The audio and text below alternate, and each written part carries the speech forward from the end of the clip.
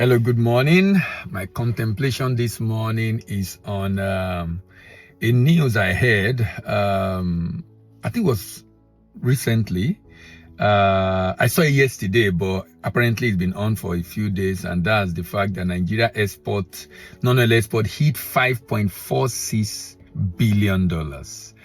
Congratulations to NEPC. I must commend NEPC. I know they are doing a lot actually to be able to grow non-oil export. So the effort must be commended. Madam Noye, well done, kudos. I mean, it will be 2 years now, and this is commendable actually. I know they're trying to do a lot. So I will be also talking about some of the things I think NEPC can do in addition, so we can see this growth. Because look, we need to grow this actually. We need to grow non-oil export to be able to increase export proceed into the country and be able to drive down the exchange rate by increasing the value of our currency. Now, this from Punch. I will just hit some of the highlights and then make some comment about it. Say 2024 earning reached a record-breaking 5.456 billion. I think we've been here before. Record-breaking. I'm not sure that's when we're doing RT200 FX, we had something close to this. I don't know the 5 point something. I have to confirm the exact figure, but we went beyond 5 billion because of the RT200 just before Emefiele left. But it went down when they stopped RT200. Now we're going back. This is a substantial increase. This is about 20% increase because in 2023 we have 4.5. Now we have 5.4. So about $900 million. $900 million.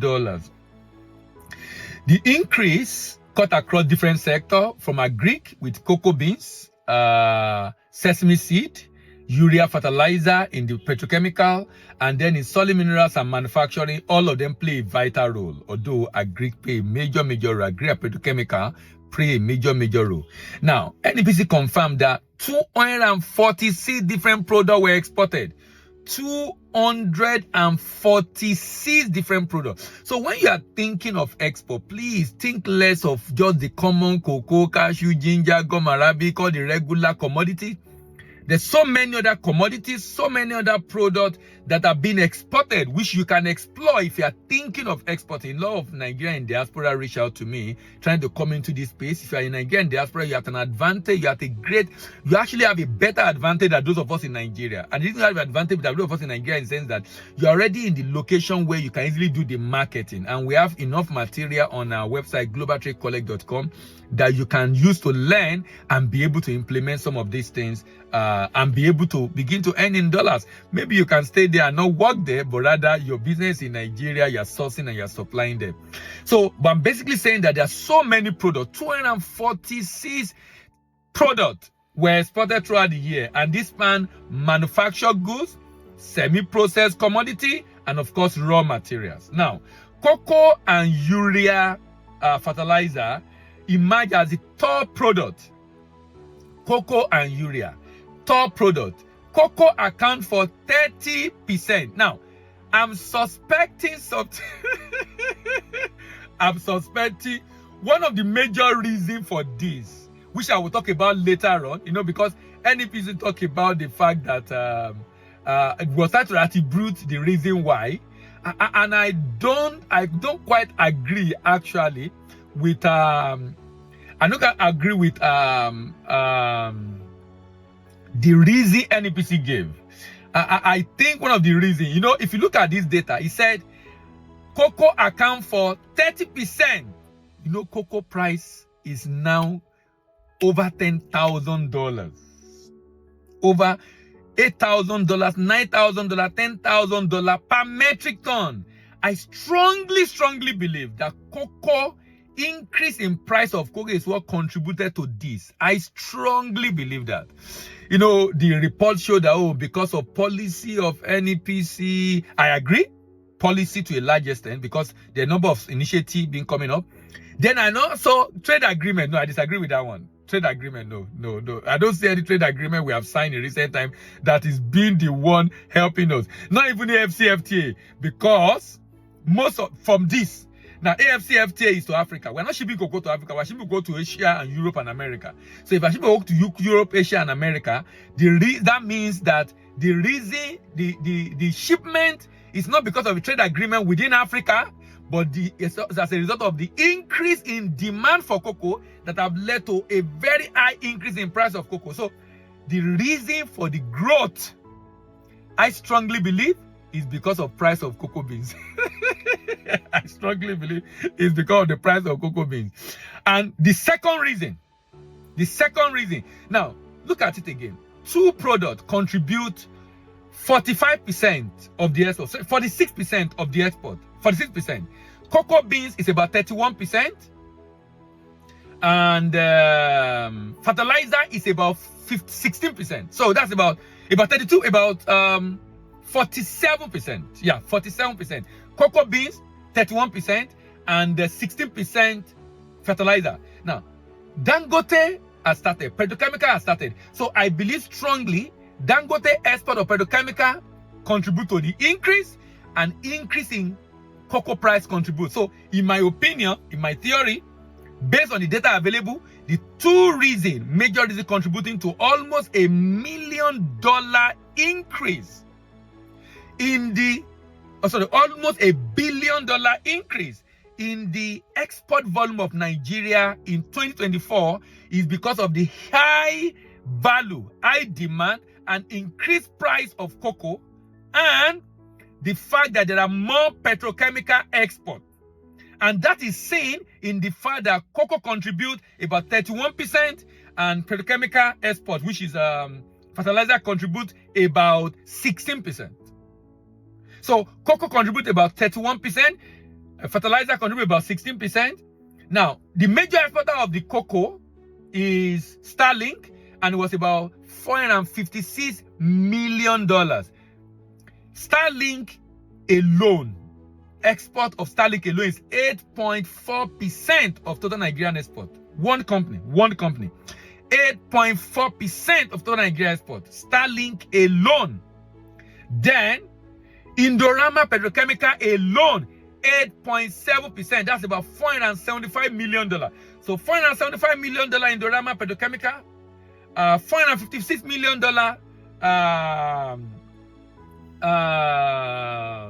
Starlink, $456 million Starlink, 8.4%, and 8.7% Indorama Petrochemical.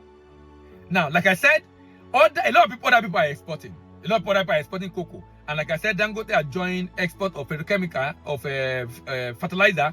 This, I believe, is the reason. Now, this is a bit concern for me, because as I'm talking, I'm thinking about it. Just occurred to me, if I saw what I'm talking about, also what I noted down, but it just occurred to me that, look, this is the reason why. And the reason I'm saying this is, when there is an increase like this, it's important we know the reason why. If the reason is based on a deliberate policy effort, then we need to increase it. Which I'm not denying to a large extent what NPC is doing, but significantly, in my opinion, significantly, is because of new production plant built, now exporting in addition to other people exporting urea fertilizer before, and the increase in the international market. That means if people step up production and the price of cocoa decline next year, we might not have this kind of increase in export volume because of it. But we will be able to sustain petrochemical because, those ones are manufactured goods and factory, and they are ongoing. But the price that went up arbitrarily, very unusual. Of course, we expect to come down maybe over time, but might not come down to where it used to be. But it doesn't appear that we can build our strategy on that. FG approach to enhancing trade policy and expanding market access through regional and trade agreements significantly boosted it. This is what Punch reported. I don't know if this is what NEPC CEO said, but if this is what NEPC said, I didn't quite agree with this. That's why I said, I know there is a policy effort in quality, and I agree completely with that. I know that will have contributed one way or the other, but they are more for SMEs. A lot of SMEs have been. So I don't see that contributing significantly. That's the issue I have. The concern I have about that. And the reason why I'm emphasizing this is, it's important we trace what has led to this increase to a particular effort being made.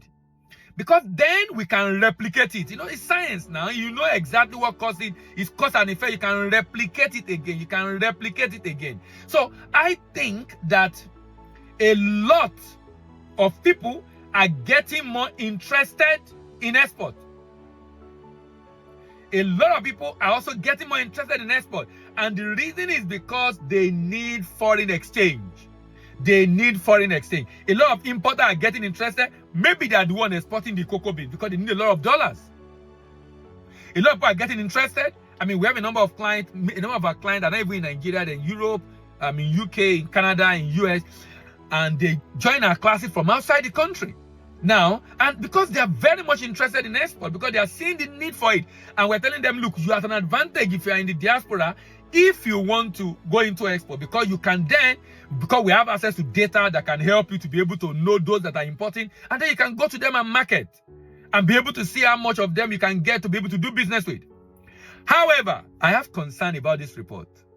A number of our export is still commodities, majorly driven by agro-commodity. I'm not saying we should not do commodities. We should do commodities, but our manufactured good export should be more than commodity export. For example, Netherlands export over 100 billion. Now, let's use Netherlands as an example, because Netherlands, as a small country less than Lagos in population, is exporting more than the whole of Africa put together. Over $700 billion, one small country, but over $700 billion. And their agri export is over $100 billion. They are the major agri exporter in the world. Over $100 billion in agri export. One country. But they have a lot of other manufactured goods being exported. So I'm not saying we should not export commodities, but we should, among the basket of export we do, commodity export need to be reduced. It's important to know the exact cost of the increase, and my theory on the exact cost of the increase is increase in cocoa price and increase in export of petrochemical because of new factory being built. The policy of government in terms of manufactured goods, in terms of quality for SME contributed, no doubt, but I'm not sure it's very significant compared to this other factor I've mentioned. In terms of trade agreement, that's mainly in Africa. I'm not sure that is also contributing significantly because we are not even doing enough export in Africa. However, this is 2025. So what can we do to increase this year? I think, think about this. If Nigeria is doing if cocoa can do this much increase in export volume from Nigeria, if cocoa can do this much increase in export volume of Nigeria, and cocoa is a tree crop, and the cocoa demand in the world is just about $11-12 billion.